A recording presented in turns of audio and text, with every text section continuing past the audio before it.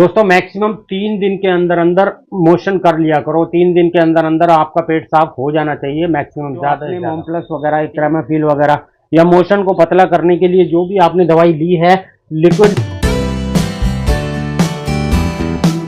जीने वाले से भी तो कोई पूछे कि कैसे जिंदा है, मरने वाले से तो हर इंसान पूछता है कैसे मरा है।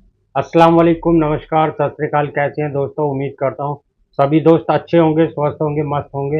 मैं ज़हीर अब्बास अपने YouTube channel paralyse motivator Z पर आपका एक बार फिर वेलकम करता हूँ।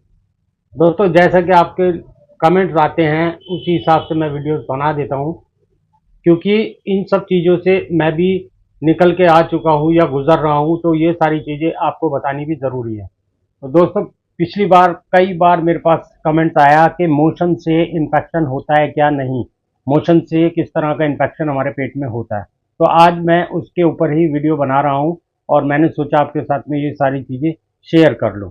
तो वीडियो पसंद आए तो लाइक करिएगा, शेयर करिएगा, कमेंट करके बताइएगा वीडियो आपको कैसी लगी। और चैनल पे नए होते हैं तो सब्सक्राइब ज़रूर कर लिया करें। उसका रीज़न ये होता है, देखिए, वीडियो शेयर करने का, कि आप अगर वीडियो शेयर कर देते हैं तो किसी और ज़रूरतमंद तक ये इन्फॉर्मेशन पहुंच जाती है। तो चलिए दोस्तों वीडियो को एंजॉय करते हैं।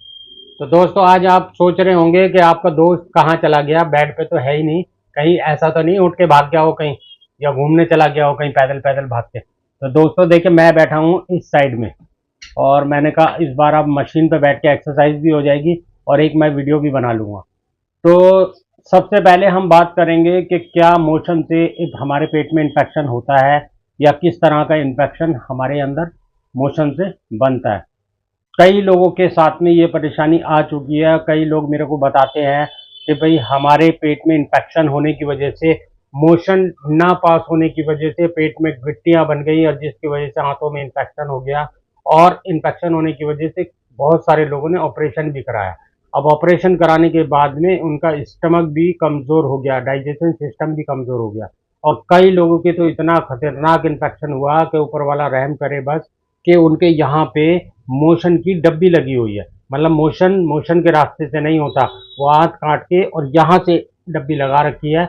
जब भी मोशन आता है उस डब्बी को चेंज करना पड़ता है, डब्बी को फेंकना पड़ता है और उस डब्बी के अंदर मोशन आता है। तो समझिए कि कितनी बड़ी परेशानी का काम है। तो दोस्तों इसीलिए मैंने सोचा आपके लिए एक वीडियो बना देता हूँ कि मोशन से किस तरह का इन्फेक्शन होता है और कितने टाइम में इन्फेक्शन होता है और उससे बचाव के लिए हमें क्या करना चाहिए।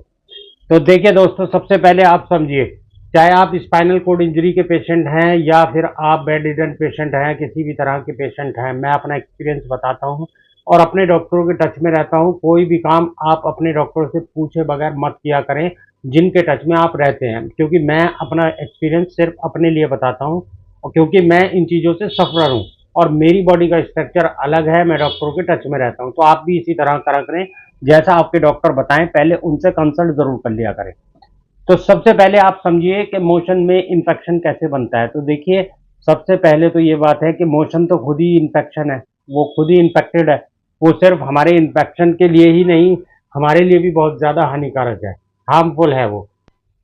जितने भी मेरे भाई बहन हैं जो कि स्पाइनल कोड इंजरी से परेशान हैं या फिर स्पाइनल कोड इंजरी से सफर हैं, और चाहे वो बेड रिडन पेशेंट हैं किसी भी टाइप के जो परमानेंट बेड पर हैं, उनके साथ में मोशन की और यूरिन की बहुत ज़्यादा परेशानी होती है।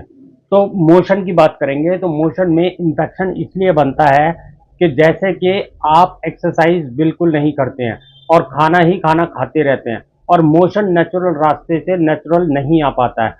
100 में से 10% लोगों को नेचुरल रास्ते से या नेचुरल मोशन अपने आप आ जाता है, बाकी 90% लोग ऐसे हैं जिनको मोशन नहीं आता है। उसके लिए उनको बहुत सारी दवाइयाँ यूज़ करनी पड़ती हैं, जो कि हमारे जैसे पेशेंट हैं उनको दवाइयाँ यूज़ करनी पड़ती हैं, या फिर एनिमा लगाना पड़ता है, या फिर कोई क्रेमाफिल वगैरह, मोम प्लस वगैरह, या फिर बहुत सारी चीज़ें ऐसी हैं जैसे त्रिफला वगैरह है और चूरन वगैरह, ये चीज़ें इस्तेमाल करते हैं। फिर भी कई बार ऐसा होता है मोशन नहीं आता है।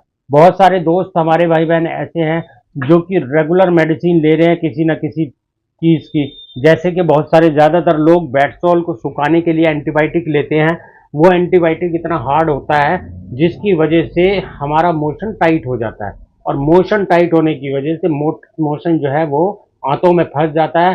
अब हम लोग क्या करते हैं कि भाई मान लीजिए कोई लोग सपोस्टिक यूज कर रहे हैं और सपोस्टिक नीचे से या कोई जेल लगा रहे हैं मोशन की जगह पर, तो जितना नीचे के पोर्शन में मोशन होगा वो तो आपका बाहर आ जाएगा, पर जो आंतों के अंदर जो अंदर होगा वो आपका बाहर नहीं आएगा।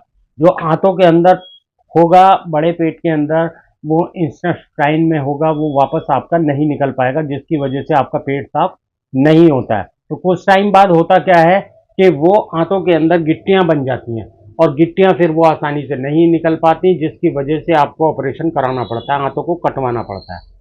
तो दोस्तों इन सब चीज़ों से अगर आप बचना चाहते हैं तो सबसे पहले ध्यान रखिए, एक तो खाना जो भी आप खाएं कोई प्रॉब्लम नहीं है, खाना आप कुछ भी खाएं, कोई डाइट का ऐसा चार्ट नहीं है कि भाई आपको यही खाना है वही खाना है। जो नेचुरल आपके घर में बनता है वो आप खाना खाइए रूटीन में। और ध्यान रखिए, मैं हर वीडियो में कहता हूं कि आपको एक्सरसाइज ज़रूर करनी है। आपको दिन में 2 बार तो मिनिमम पूरी बॉडी की एक्सरसाइज ज़रूर करनी है, जो उस खाने को डाइजेस्ट करने के लिए। जैसे